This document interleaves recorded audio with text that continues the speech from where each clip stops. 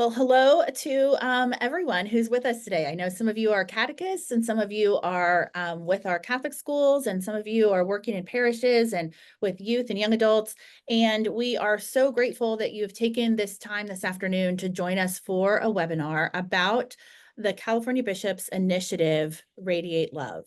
It is a wonderful opportunity for us to talk about marriage and family life, to talk about how we as people who are leaders in our parishes and in our dioceses can bring others to understand the beauty of God's gift of marriage and family life, and how we can even strengthen our own marriages and our own understanding of the value of that in our lives and in our families. So this afternoon, we are joined by Bishop Kevin Vann, the Bishop of the Diocese of Orange, and he's going to lead us in an opening prayer and a few opening remarks. Bishop Vann? Sure. Let me just say a few words, then I'll have the opening prayer. I'm very grateful to be with you here for a while this afternoon. I have been next year, I'll be a bishop 20 years, be a priest 44, 43, 44, I think, something like that. But so much of that has been involved with marriage and family life. It's been a big part of who I am. So I'm grateful to be here with you this afternoon, just briefly, to say an opening prayer for all of you and to thank you for all you do to strengthen all our families, strengthen all our marriages, where we really give witness to the love of Christ. And I'm grateful to do this also as the Vice President of the California Catholic Conference. In the name of the Father, and of the Son, and the Holy Spirit, amen. Heavenly Father, we gather before you with grateful hearts, acknowledging the profound gift of marriage that you have bestowed upon us. In your infinite wisdom, you created man and woman to be united in a sacred bond, reflecting your love and unity. We give thanks for the beauty of this divine covenant and for the many ways it enriches our lives and blesses us. Lord, we ask your blessing upon all married couples here today and those on this call. Renew their commitment to one another, strengthen their love, and deepen their faith. May they experience the joy and peace that comes from living out their vocation with grace and fidelity. Help them to grow in mutual understanding, patience, and compassion, so that their relationship may be a true reflection of your love. We pray also for those preparing for marriage and for all families. Guide them in your wisdom with grace and help to build their lives on the solid foundation of your teaching. Let their homes be filled with your presence, and may they bear witness to your love through their actions and relationships. As we come together in your holy name, may our hearts be open to the fruits of the Spirit: love, joy, peace, patience, kindness, gentleness, faithfulness, and self-control and goodness. Let these fruits flourish in our lives and in the lives of all who seek to honor you through the sacrament of marriage. We ask this through our Lord Jesus Christ, your Son, who lives and reigns with you in the unity of the Holy Spirit, God forever and ever. Amen. God bless you all. Thank you. Thank you, Bishop Vann. It's just so wonderful that we have the great support of Bishop Vann in particular and of all the bishops in California. My name, I didn't introduce myself earlier. My name is Kathleen Domingo. I'm Executive Director for the California Catholic Conference, and it is our great pleasure as the staff of the conference to be working with our bishops who have really asked us to prioritize discussions and resources around marriage and family this year as an outgrowth of the Eucharistic revival that we just had this past year. So a real connection between that understanding of the Eucharist and the understanding of marriage in the life of the church. And so today we have two amazing speakers who will be with us, who will help us to understand a little bit more and put a nice placement on why we're talking about marriage and what we can really do to help people have this understanding of marriage and help people to grow in their understanding of the necessity for us to work within the church to support and resource people in marriage and families. So first up, we have Dr. Brad Wilcox. Brad is a sociologist at the University of Virginia. He's the director of the National Marriage Project, and he's a leading scholar in the topics of marriage and family life, especially related to the culture and the goods of people in the culture and making our world a better place. Recently, he's a recent author of this great book. I'm going to hope you can see it here. It's called Get Married. No, sorry. There we go. There we go. Get Married. You saw it briefly by Brad. If you haven't got a copy of the book, I highly recommend it. It's full of just amazing insights and data points that you can use in your work. And it has gotten fantastic media attention all over the United States. Brad is a great friend of the U.S. bishops. He's spoken at the USCCB numerous times, and a great friend of the California bishops, and a great friend of all of ours. So Brad, take it away. Kathleen, thanks for having me on today with all of you. So let me just share a few slides from the new book, Get Married, that kind of give you a sense of the arguments that we're, I think, confronting in the culture quickly, and then also some of the kind of data and insights from the book that's helpful, I think, in articulating the value of marriage today and some strategies to help couples who are married forge stronger and more stable marriages today in the United States and in California in particular. In terms of kind of just getting a sense of quickly of the arguments that are out there, we're getting a lot of, I think, articles and messages, primarily from kind of the left and center left, that are telling us that marriage is not a good deal for women. This Bloomberg article was suggesting that women who stay single and don't have kids are getting richer. Gives you just a kind of a flavor of this kind of center left or left leaning thinking about, again, marriage and women on the financial front. And then we kind of turn towards the emotional consequences, the psychological consequences of getting married or being married today or having kids even. A lot of commentary, both in mainstream media, but also in social media platforms too, that are kind of discounting marriage and motherhood for women today again. Now, I think kind of, we could sort of imagine this has been kind of like a long-running theme from parts of the left, really since the late 1960s. But I think what's new in our culture today is we're now kind of getting also a message from parts of the right. And I'm thinking here of Andrew Tate, for instance, who's pictured in this slide. And he's kind of telling not women, but men that marriage is a bad deal for men. He has this idea that there's, quote, zero statistical advantage for men when it comes to marriage. And he thinks that one reason this is the case is that divorce is endemic and a lot of men are getting unwillingly divorced. So the point here that I'm getting at is that a lot of voices, both in the media and then on social media platforms, are kind of discouraging in somewhat different ways, both women and now men, from really thinking about marriage and in some cases family life as well, more generally. And see this. Okay, but so, and you probably have your own examples in your own, friendship networks, family relationships, communities that kind of also articulate some kind of skepticism or even hostility towards marriage today. But my book is kind of dedicated to showing that for, the average person, for the average man, the average woman, the average kids today, they're more likely to be flourishing when marriage is part and parcel of their lives. And we can see here, for instance, on the financial front, that Bloomberg could not be, more off the mark here. What we see is that when it comes to household income, and then when it comes to assets, married men and women are just doing much better on average than their single peers. And this is kind of just giving you a sense of what the assets picture looks like for ordinary women and men across the US. They have about 10 times the assets if they're stably married compared to their divorced and to their never married peers. And this basic pattern also kind of shows up if we control for things like education and race and other things that might, some way confound the association between marriage and money. So just the broader point, and I have a lot, more evidence in the book on this front, but is that marriage tends to help folks spend more prudently, combine their income and assets, and just to do a lot better on the financial front as a consequence of this. And then obviously all of us would, I think, agree that there are many things more important than money.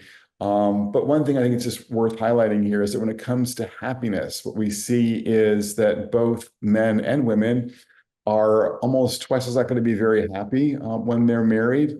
And then kind of in a multivariate context, you can see here that a lot of the things that our culture tends to prioritize, things like education, money, and work, are meaningfully related, as you can see here, towards happiness for ordinary women and men across the US, but that just simply being married is a better predictor of a happy life for ordinary women and men than things like, a great career or, lots of money or, a college degree up on the wall.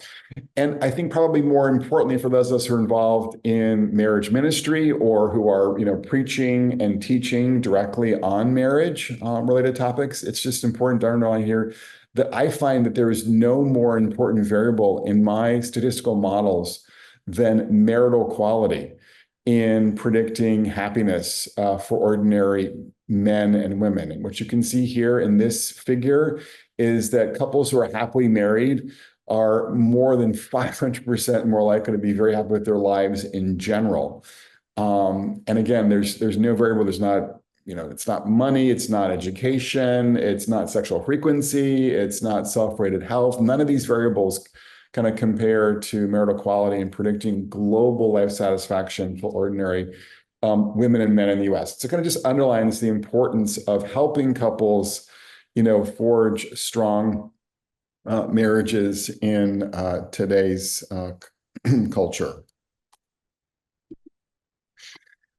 Now, I've been focusing kind of on adults, since I think a lot of the more recent discourse has been focused really on whether or not marriage is a good deal for men, and especially I think for women.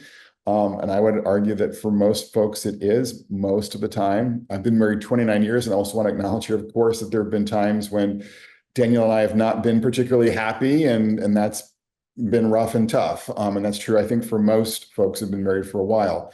But I'm just sort of saying that on average, Americans who are married are more likely to be flourishing both financially and emotionally compared to, their fellow Americans who are not married. And so kind of the general picture doesn't correspond to, more critical commentaries about marriage you often run across today.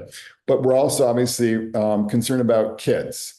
And I could give you lots of different statistics about the relationship between children and family structure and the well-being of our boys and girls. But what we can see here, just to kind of give you some trends when it comes to both incarceration and college graduation, that kids who are being raised by their own intact married biological parents are doing markedly better than their peers who are being raised in some kind of non-intact family. And if you look carefully at the figure on the left, what you can see, and I think for me, this is the most striking finding in terms of the kids that I came up with, the children that I came up with in the book, is that young men today are more likely to go to prison or jail, again, prison or jail, than they are to graduate from college if they're raised in some kind of non-intact family. And I didn't expect to see like this dramatic a story and just running the numbers to my colleague, Dr. Wendy Wang.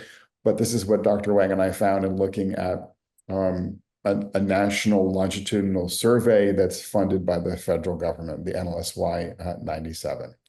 So looking at sort of what's happening by the time they hit their late 20s, basically here on the left. But it just kind of underlines this idea that kids who are being raised on average by their own married parents are more likely to flourish and less likely to flounder than their peers who are raised in other kinds of families. And I say this too as someone who's raised by a single mom, and also acknowledging that many kids, raised by single parents like I was or in other family forms do okay. But it's just important for us to understand that on average, it's easier for our kids to flourish when they've got the benefit of their own married parents in the home. So I've quickly given you just a sense of some of the evidence about how marriage matters for men and women and children today. But I think there are plenty of young adults who think there's nothing you can really do to forge a stable marriage, that, most marriages in America end in divorce today. And there are also plenty of couples in any given church who are struggling, in their marriages as well. And so kind of in light of those realities and those perceptions, it's important to kind of make 2 points. The first point is that today, most marriages go the distance. It's not the case that divorce is now 1 in 2 marriages. It's probably closer to about 40% of marriages will end in divorce. So it's not like perfect, obviously, but it's not 1 in 2. And then beyond that, and I think more importantly for a Catholic audience, it's important to also stress that there are different pillars that I articulate in the book that are linked to strong and stable marriages. I'm just going to touch on three quickly today in the interest of time. One is communion in a marriage. One is commitment in a marriage. And the third is community in a marriage. And obviously there are three of the 5 C's I'm touching on in the book. So when it comes to communion, I just talk about the importance of kind of taking a we before me approach to marriage on a number of different dimensions. So one thing I talk about is sort of the importance of regular date nights for couples, both in forging happier marriages and more stable marriages. But I also talk to you about kind of very prosaic things like money. What you can see in the research is that couples who pool their income, who share their assets, who do things together as a couple financially, are happier and less prone to getting divorced, as this figure here suggests. Again, taking a we before me approach to marriage in terms of money and other things is linked to better marital outcomes. And I consider that to be kind of an expression of having an authentic communion as a couple, financially and otherwise, in your relationship. So that's the communion point in brief. The commitment point is that today there are a lot of voices in the culture that are discounting marital permanence, and now even discounting monogamy. We're getting more and more folks who are making the case for polyamory and sort of saying, it's not always wrong, for instance, to have a sexual partner outside of, your marital relationship. But what we see in the research that I do for the book is that couples who embrace different forms of commitment are more likely to be happily married. And that extends to, a number of different expressions of commitment, but it also extends very concretely to sort of how you think about sexual fidelity and monogamy. So what we see here is that Americans who kind of take the classic view that any relationship outside of marriage is, quote, always wrong, are markedly happier in their marriages compared to Americans who don't have that classic commitment to fidelity. Again, which unfortunately is more common today because of the polyamory, the case that's being made in many of our public venues for polyamory.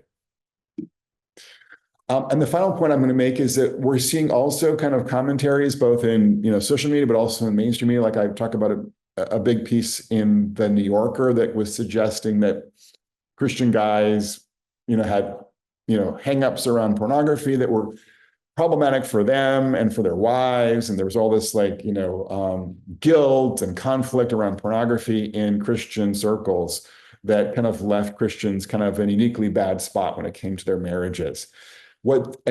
This piece in the New York was very clever because it's true that Christian couples, including Catholic couples who are struggling with pornography, and men, that's a bigger issue for them because they do view sex oftentimes as sacred. But what this New Yorker piece neglected to mention was that overall, church-going couples, on average, are happier in their marriages, as this figure here indicates. They are also less likely to get divorced, as this figure here indicates, between 30 and 50% less likely to get divorced on average if they're regularly going to church. And then even are reporting today more sex and more sexual satisfaction, markedly much more satisfaction and more sex today, actually, than their fellow Americans who are secular and married. And so the irony is that this New Yorker piece was kind of completely missing the boat about the way in which, in today's world, maybe in somewhat mysterious ways, church-going couples, again, have a lot more sex and more sexual satisfaction than secular couples do. And this actually is new. There was no gap in sexual frequency back in 2000 between church-going couples and secular couples. But today there is a big gap, and it's in favor of people who go to church regularly. So again, I think these kind of 3 points about communion and about commitment and community in the context of church community give you a sense of some things that you can kind of tell to your Catholic audiences, be they, high school students, college students, young adults, people who are engaged, or Catholic couples who are been married a while. And these are, I think, hopefully points of both information and encouragement about the value of marriage for kids and adults, and then some strategies too. And I've got a lot more in the book that kind of give people a sense of how to navigate marriage successfully today. So with that, I'll stop and turn over the presentation back to Kathleen, and happy to answer questions later on. Thank you so much, Brad. That's fantastic news. I think we all probably learned a lot, and hopefully it dispelled some of the myths that people have and have been thinking about and have been hearing. So that's fantastic. Thank you. Our next speaker is Damon Owens. Damon is the National Parish Engagement Officer for Communio. Communio is widely known as being the gold standard organization for parish enrichment programs and helping people with marriage and family in the parish level. Damon is an international speaker and evangelist.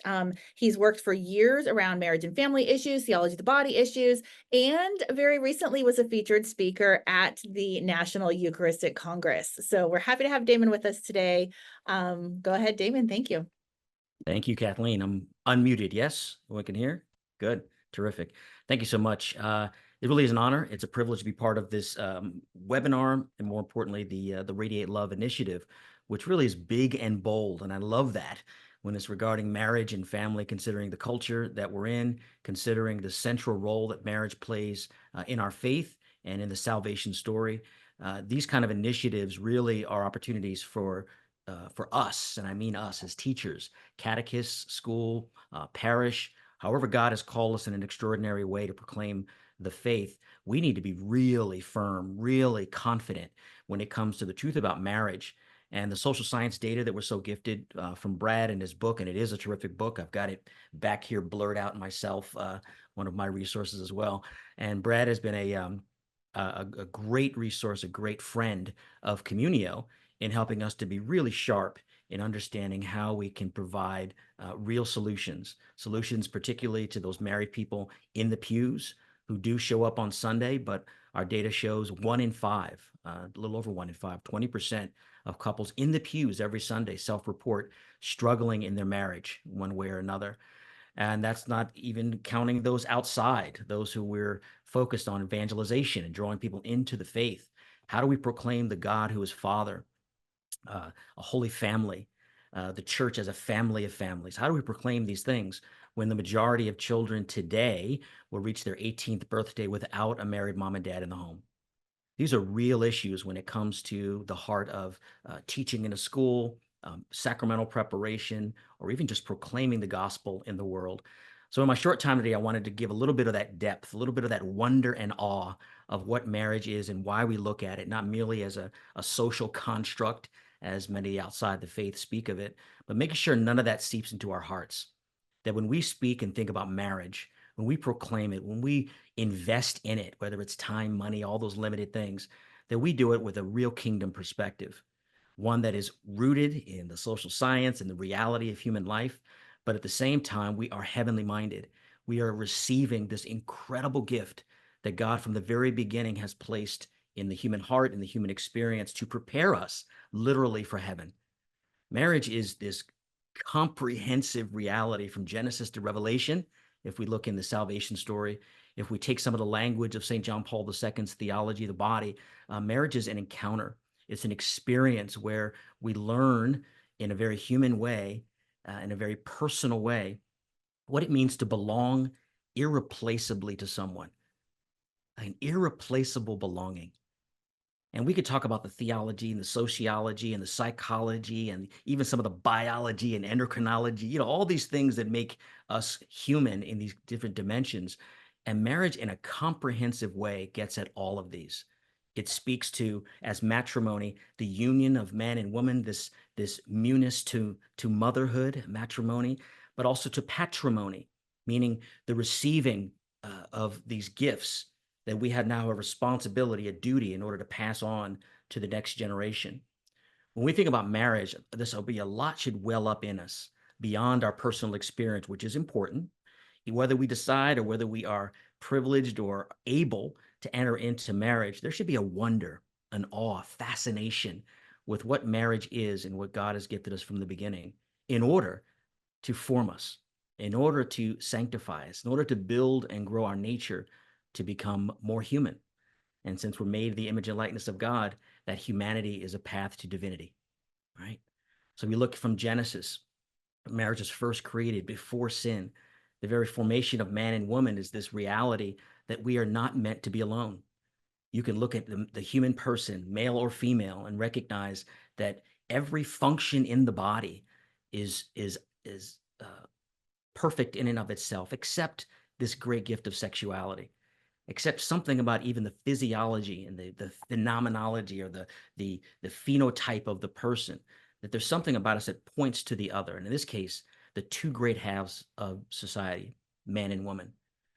And something remarkable happens, something amazing when we allow ourselves to wonder that the union of man and woman has the capacity not only to join two to become one flesh, not just in the sexual union, but in this bond of marriage, but the two to become one flesh in a third who never existed before that will live eternally. There's holy ground in the reality of what God created, not as a social construct, but as a school of love. And there's a beautiful letter that the bishops have written that I highly recommend on the Radiate Love website that touches on all of these dimensions. We heard, again, the sociological from Dr. Brad, and here we've got a great sacramental reality, a great theological reality, and a great experiential reality. So what happens then when the broader culture not just rejects it, the broader culture mocks, scourges, perhaps even tries to crucify marriage? It's almost like a Golgotha that we're witnessing in the last few decades in marriage. And I'll show a few slides here when it comes to the cultural impact. But I want to begin here with this wonder and awe that what God created from the beginning in the union of man and woman, from that beginning was a place where we've come to know who we are. We come to know that in the gift of the giving and receiving, that we're capable of a love that's free and total and faithful and fruitful. And that even on this side of sin, on this side of the Genesis 3, as it were, where the serpent literally slithered between Adam and Eve, our first parents, and that separation, marriage remains as both a sign and a reality of what God brought into this visible reality of the world. One of my favorite quotes of the Theology body, John Paul II, is this reality of marriage being this sign and this sacrament. And when John Paul II speaks about it, he speaks about this bringing into the visible reality of the world, the invisible mystery hidden eternally in God, and thus being a sign of it. So there's something divine and sacramental in the sense of the invisible made visible, made tangible, made touchable, made experiential. And on this side of sin, where all of the forces, the world, the flesh, and the devil, right, are all tearing us apart. They're tearing us into this isolated eye. Marriage becomes even brighter as a place that, again, whether you enter into it personally or not, we are beholden. We should be in awe of what marriage provides in terms of the patrimony, bringing into the present reality of the world, a present, and then the duty, the honor that we have to reverence it and to pass it on to the next generation. So our work in marriage, whether it's in school teachers, as teachers with students, whether it's preparing them for the sacraments, whether it's in discipleship, evangelization, whether it's in ministry like ours and helping to grow, or whether you're direct ministry, helping couples to live the joy of marriage through good times and bad, sickness and health. All of this begins really with not a fear, with not a reaction to a culture that's always been hostile to the faith, but with a wonder, an awe, and a joy that says no matter what's happening in the world, we have an ongoing honor in order to grow and to proclaim and to live this dignity and truth about marriage. So let me just share a little bit about how we at Communio, using some of Dr. Brad's data, have come to a solution of sorts in helping couples and parishes, in particular parishes, to live this great reality of marriage. This faith crisis and the family crisis. Our data has shown that the family crisis actually created the faith crisis. And we've always seen the connection between the two, whether it's a decline in Sunday mass attendance or whether it's just the number of people that are self-proclaiming religiously unaffiliated, the religious nuns. And we've seen both in the last several decades a decline in mass attendance, decline in marriage, and we've also seen these things, and it's hard to see which comes from which, but our data is very clear. The data is clear. There's about a 25-year gap, lag, if you were, from the decline in the family to the faith decline. And we as a church have really struggled to address it. It's not just a decline in marriage. That's really too kind. It really is a collapse. Since 2000, 31% fewer people are getting married. 31%. I remember the 90s when I was first doing marriage preparation, New York, New Jersey. We were going to 120 couples, 130 couples in New York and New Jersey. There was just every week, it was just a number there. And it's a stark difference now. 31%, 65% decline since 1970. It's actually higher when we look at sacramental marriages. It's closer to 75%. This is a free fall. And even without the moral hand-wringing, we have to recognize this is a culture-changing reality. And it affects the family. It affects the households. In 1970, 40% of children, 40% of households in the country had children with a married mom and dad in the home. And that was somewhat of a concern in 1970, 40% of all the households. Today, it's under 18%, 17.8% of households have a married mom and dad with children under the age of 18. And as I said earlier, we've crossed that 50% mark of children born in the U.S. that'll even reach their 17th birthday with a married mom and dad in the home. These are cultural changes that we as a church, we as teachers and evangelists and apostles and all the different ways that we've been gifted, we need to be really aware of this and allow it not to be a weight of despair, but really allow it to be a motivation and a recognition that if not the church, then who? If not us, then who? Here's what I really wanted to put into your minds here, because this will motivate you either as a half full or a half empty glass kind of person. Less than half of all the young adults today have a continuously married mom and dad in their childhood. All right. And yet, that's broader culture. And yet, for church-going Christians, 80% of all churchgoers had a continuously married parents throughout childhood. And actually, in the Catholic, break it down to the Catholic, 90% of church-going Catholics in the pew come from intact families. Now, there's two ways to look at that, right? Either it's a self-selecting, if you want to be negative about it, or it's a recognition that regardless of the generation that we've come from, intact families is the determiner of whether or not faith is practiced. So in a very positive way, investing time, money, initiative, energy in building and growing and sustaining marriage as the heart of the family, we are now addressing the root issue of the decline of our faith, and more so as Catholics. This also addresses other peripheral issues that may be important to you. I mentioned the rise of the religious nuns, but also this loneliness epidemic that even our Surgeon General has labeled as an urgent issue, a loneliness epidemic. And the data is showing that it's not what you may stereotypically think is the older person, widowed, that's the loneliest. The loneliest are 30-something singles. And again, we have to be careful with this data, right? We don't want to just use this data and create some kind of false solution to it, but just recognizing that marriage in its absence is actually causing additional and issues beyond just the state of marriage itself. These are civilization building or civilization destroying realities that we need to be a part of.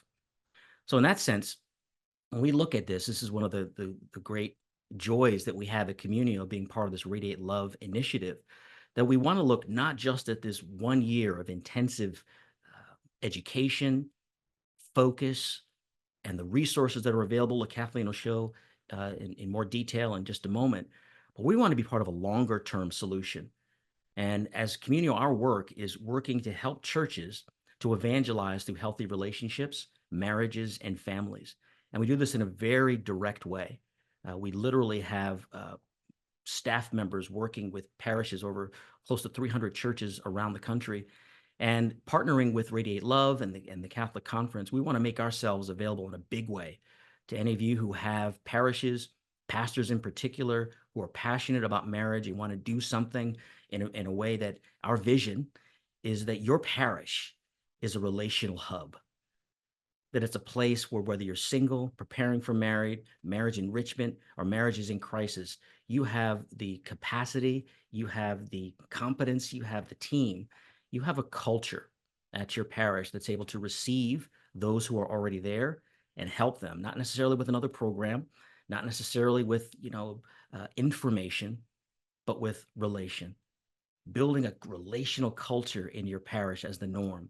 So much so that not only are you feeding those 1 in 5 couples in the pew who are struggling in their marriage and growing now and flourishing with a strategic, a structured, and an engaged way, but that becomes extremely attractive.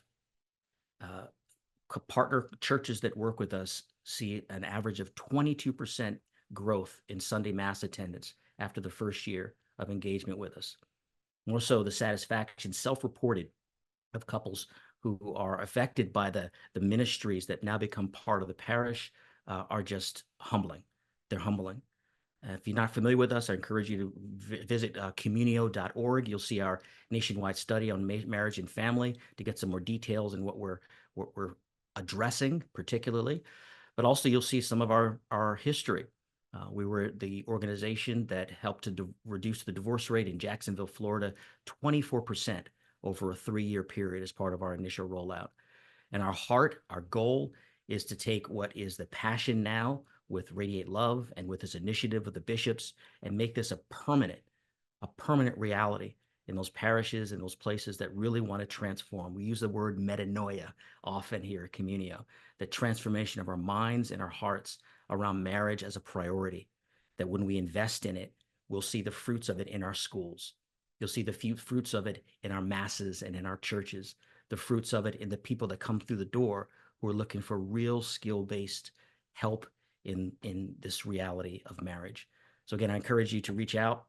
My information will be available to you, and I'd love to speak with you, especially if you've got a pastor or you're a leader yourself who wants to really embed the initiatives here of Radiate Love permanently in your parish. And with that, I'll bring that back to you, Kathleen.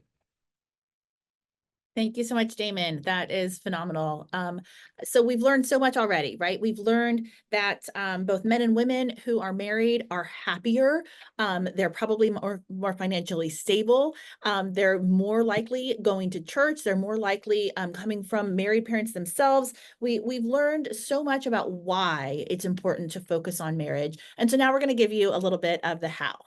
So the bishops of California have just done a wonderful job in inviting us with the California Catholic Conference to get involved for this 1-year period, like Damon suggested, right? That's our involvement with this process, but all of you have a much broader involvement. This is something that takes place every day. What we've been talking about today, these topics of marriage and family life, have to do with every single aspect of ministry, every single aspect of our lives, of our world, of the role of the church in building a life-affirming and a family-affirming culture. And so it really does matter every single day that we are making this a focus of the ministry that we're doing. And so I just want to make sure that you all have an understanding of how that can take place in our schools, within our catechetical programs, within our youth and young adult ministry programs. So there are kind of 4 takeaways we're hoping that you will have today. The very first is this. Probably the majority of you on this call today are married.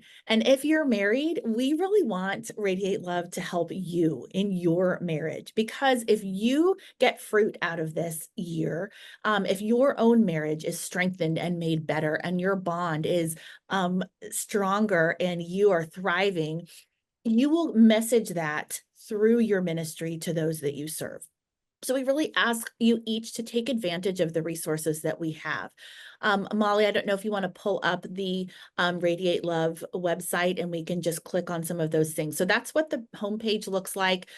Every month there's a little spotlight with some particular resources. And as you scroll down, you'll see resources for different groups of people. So we have resources for couples, for families, for young adults, for parishes, and for different ministries, as well as special things for each month with a different theme. And every month, one of our bishops is doing a video to introduce the theme and give his own perspective on why it's so important. So the first takeaway is How can this improve your own marriage and your own family? Second, we want you to discover that beauty and goodness of the good news about marriage. We want you to just deepen your understanding that marriage and family are a gift. I think Damon said it so beautifully when he talks about what this does for each of us, what this bond of marriage brings to our own lives and to our own understanding of God and our faith and our community. So that second step is not just use the resources, but really deepen your own understanding and your love for marriage and family, your own marriage and family, and then those of others. We had Bishop Brennan, who joined us for one webinar we did earlier this year, and someone asked him the question, Bishop, why do you care so much about marriage? And off the cuff, I thought he had a really beautiful answer. He said, well, I'm not married, but pretty much all the people I love in the world are married. My parents were married. He has, I think, 8 siblings. He said, my siblings are all married. My nieces and nephews are married. All the people in my parishes are married. And I want them to have strong and beautiful marriages, right? And so that's what we're doing here. That's why we care so much. The third piece that we hope is a good takeaway is we want you to equip yourself to easily integrate this powerful message. When you're talking to kids in school, when you're talking to kids in your catechetical programs, in your youth ministry, it might not seem obvious that you can talk to them about marriage. What are you going to talk to kindergartners about marriage all day for, right? That doesn't seem obvious. And yet, if we integrate this wonderful idea that marriage and family is beautiful, it's a gift, it's the way God created us to love each other. It fulfills the deepest longings of most of our hearts. It's a beautiful vocation and a way to live out our calling to follow Jesus. It makes us happier, it makes us healthier. Married men are far healthier and live longer than unmarried men, and for good reason, right? Wives, we know, we make their doctor's appointments, we make them eat their broccoli. I mean, there's so many good reasons to talk about marriage and family. Children are gifts from God. Are they difficult? Yes. Do they cause stress? Yes. But they're wonderful gifts from God. And so the more that we can integrate all of that and talk about that, even with kids, we can help move the needle and we can help overcome sort of the prevailing cultural narrative that children are pains, that marriage is a bummer, that it takes away your freedom, that it ties you to someone that you don't necessarily want to be tied to, all of those prevailing narratives in our culture. And the fourth piece is that we want you to be prepared for the rollout of World Marriage Day on February 14th in 2015. We really want to do something special as the Catholic community in California on that day and create a splash, encourage people to really notice something is different. At the end of this year, if our parishes don't see a difference in the way that we've been talking about marriage and family, in the way that we've been supporting married people, in the way that we've been inviting people to a deeper understanding of marriage and family, then I would say maybe we haven't done our job as the Catholic community. It's not just on you, it's not just on us, it's not just on the bishops and the priests, it's everyone to get involved in this because marriage affects everyone and it affects our community at large. So those are our 4 takeaways. So Molly, if you want to pull up one of the resource pages, just so folks can see exactly what we have for your particular ministries. We have lots of resources. Many of them are Communio based. We have all kinds of things that people can do. Something as simple as hundreds of prayers of the faithful around the topics of marriage and family life that you can integrate into your own prayers with your with folks you're ministering to, or in masses on a daily and a weekly basis.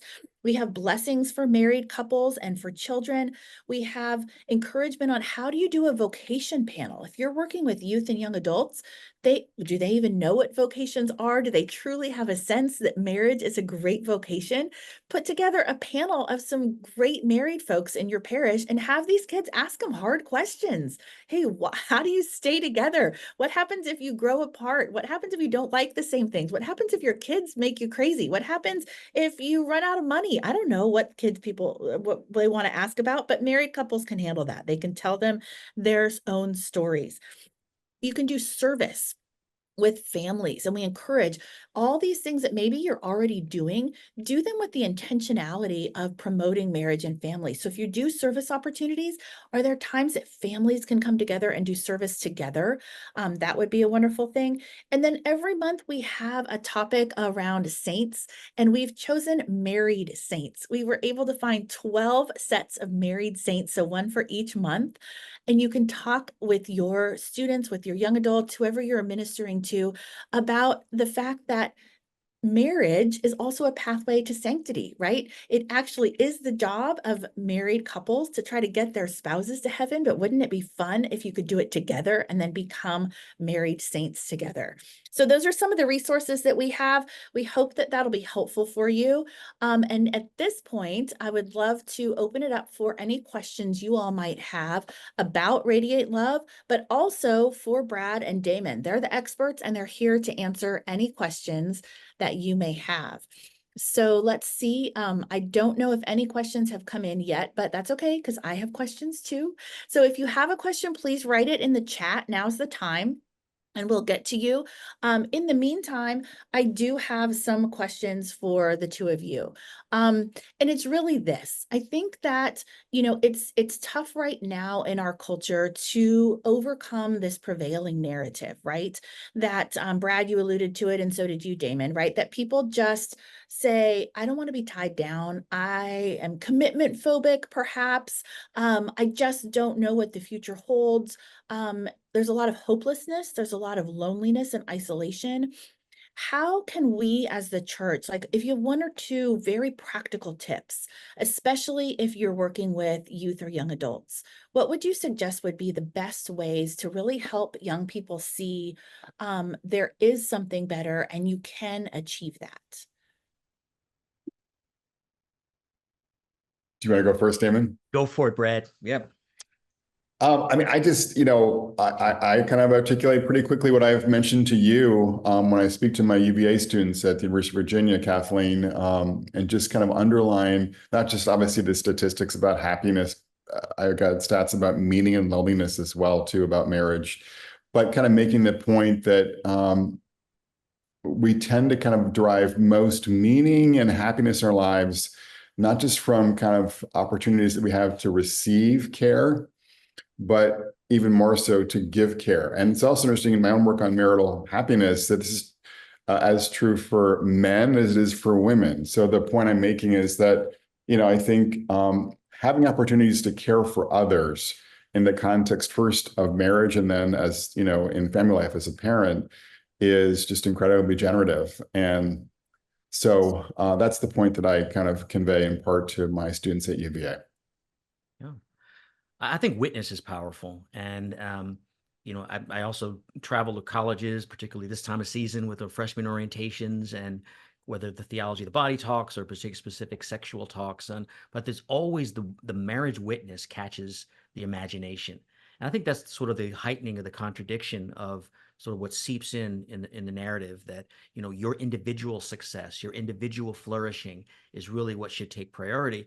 But we have, anthropology on our side. We have the truth of the human person on our side. And to the person, besides sort of the big narratives, people are lonely. People are starving for affection and attention, whether they're 13 or whether they're 53, right? So I think the witness to the good, the bad, the ugly, the ups and downs of marriage, but we're still together and we're working. This is important and this priority is just as important as some of the broader, sociological data, which sort of gets at the people who over intellectualize, the reality of marriage. But when you get people in small groups or individual, it really becomes their personal search, and your witness, it tends to, in its raw and its authenticity, it tends to pierce any of those pretty thin veils about where marriage is. People want to belong. I remember seeing a statistic years ago, and I have to refresh it, but it had to do with, yes, getting married older, but the age of commitment in relationship is pretty stable. It's in that early to mid 20s. So the living together, the cohabitation, those things are all sort of these weak signs of still wanting to connect, wanting to belong.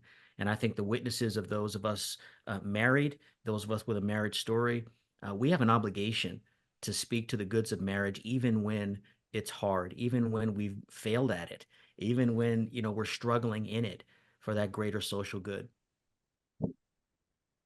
Thank you. That was very helpful.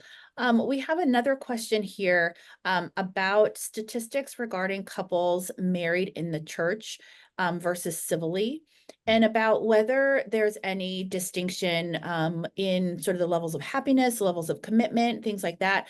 To this, I want to add that other aspect of I think, Brad, you touched on some of this a little bit in your presentation, and Damon too, just about kind of marriage's role in the future of the church, right? And sort of how that connection between faith and family and marriage specifically is so important. I think so often, and I'm going to just speak for everyone on this Zoom meeting, because I've worked for the church for a really long time, right?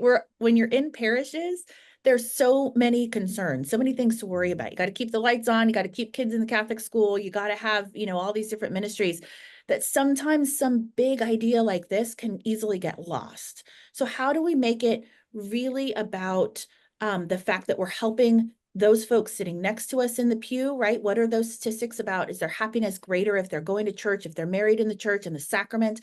But also about the future of the church. How does this help with making sure people remain in our church communities? Kathy, let me just jump in on the first point and then let Damon jump in on the second question or issue. And again, I don't have anything on specifically, although Damon actually might have some of this, on weddings that are sacramental versus weddings that are not sacramental. But as I said, there's just no question that for the average couple, they're much more likely to be happily married, stably married, sexually active, sexually satisfied, compared to their fellow Americans who are not, engaged and plugged into a church community. So I would guess too that folks who are getting married, sacramentally are also kind of probably going to be more plugged in than their peers who are not. But I haven't seen data directly on that particular question. Yeah, I don't have the data as well, but anecdotally and also just experientially, I agree with you. I've seen that the belonging is sort of the connective tissue, and a lot of the sort of disaffected or fallen away Catholics who then come back with convalidation, for their own marriages, are already tied close enough to the church to know that there's a different level of belonging, there's a different level of connection there. But I think there's something to be said about just natural marriage and its ability to address some of the human needs there. And then we're talking about levels of happiness, right? Levels of love, levels of belonging, the depth of these things. So we can, be smart about looking at marriage as essential, but not sufficient, right? There's work to be done. There's love to be earned. And in that sense, we have to not look at the marriage work as simply another project or another big thing, the shiny object. And my attention span is I have to focus on it, right? Because the next shiny object that comes in, you'd be like, oh, now we're going to focus on marriage. I think the right posture is that it's foundational, it's fundamental. It's not putting new windows on the skyscraper. It's recognizing we need a better foundation for the building. And that foundation means that we're not just throwing programs at something, right? We're addressing with the resources, particularly like Radiate Love. These are things for our edification. This is we learn and grow in our marriages and how we relate to others, and that's what makes them so powerful. But we can't look at this as another outside initiative that sort of is added on to the rest of them, but really as one where we're picking up the house and we're starting to strengthen the foundation. And what does that mean? That means in a very real way, it's getting to know people in their felt needs, first of all, that are already in our pews, that we see them on Sunday. We see them at different particular events. And just because they're married, just because they're a lector, just because they're a deacon, just because they're, active in the church or not active in the church, it means nothing to what's happening in their household, in their marriages. So recognize the data that we're seeing anonymously, that 1 in 5 are struggling. That's a lot of people. So instead of another thing to do, look at this as there are people all around us, probably including us, who need something more. Marriage can't just be private, even personal. It can't just be sacramental. It has to be communal. So the initiative becomes a new way that we look at the church, the new way we look at ourselves in the church, and the new way we look at others in the church. That's that metanoia we talk about at Communio. We have to look again at where healthy relationships and unhealthy ones show up in our everyday life that we've just missed. We've looked at it and haven't seen it. So what I love about Radiate Love as an initiative is that it's an opportunity to now not rejigger our to-do list and our plate, but actually to rethink why is it so hard to get parents to show up at a PTA meeting? Why is it so hard to get the parents involved in baptismal preparation, or to get, the kids, all these things that we deal with when nobody's showing up at the new program? Why isn't anybody coming on Wednesday night? These are all foundationally cultural issues. And my hope and prayer that this really is a metanoia for the parishes, for the diocese in California, to look at how the investment in marriage pays off dividends eternally. Fantastic. And I think that that is just such an important piece, right? Is so often marriage seems like a very private thing. Our families seem like super private things. And oh my gosh, I'm not going to talk to the person in the pew next to me, or God forbid the priest or, someone else about trouble in my marriage or whatever.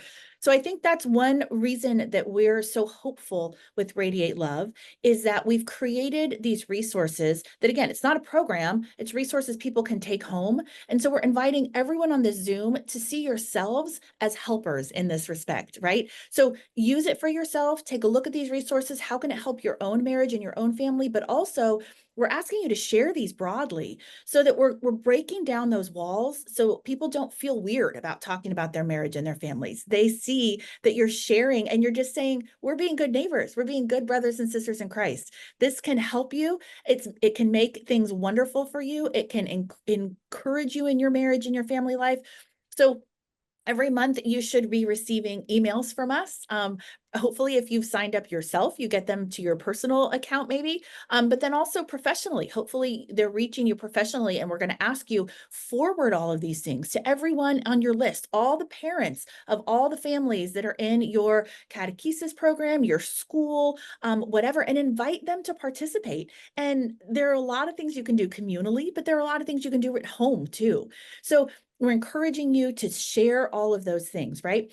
Now, there's one question, and I'm going to just answer that really quickly because it's a tough question, but I think there's a simple answer. We did get a question from people saying, what if my teens say, or what if their young adults say, marriage, come on, that's an outdated thing. You don't even let LGBTQ folks get married. People get divorced all the time, all this stuff, right? I think sometimes we have to push beyond those questions and say, look, we're talking about marriage, right? We're talking about building families. We're talking about the vocation that you feel in your heart that Jesus is calling you to give yourself fully to someone and to receive someone else fully. And that's what we're talking about. You can just say, that's a question for another day. Today, we're talking about this beautiful understanding of sacramental marriage. And we want you to have an understanding of how beautiful and healing that can be in your life, because it's been beautiful and healing in my life. And it's been beautiful and healing in the lives of these other people who are going to witness to that in our communities. So not to dismiss these questions, those are questions for another day. They're deep and lasting questions, but we also have a wonderful story to tell about the gift of marriage that God has given us. And we have lots of resources for you to be able to share that. So I would encourage all of you to look through the resources again for yourself, for your professional capacity, and then to pass those along to families and to couples in your community and invite them to join in this wonderful year we've been given by the bishops of California to focus on marriage and family. And we hope it ignites a spark that will burn for years and years to come in your parishes and in your ministries, so that you can be encouraging people throughout the years.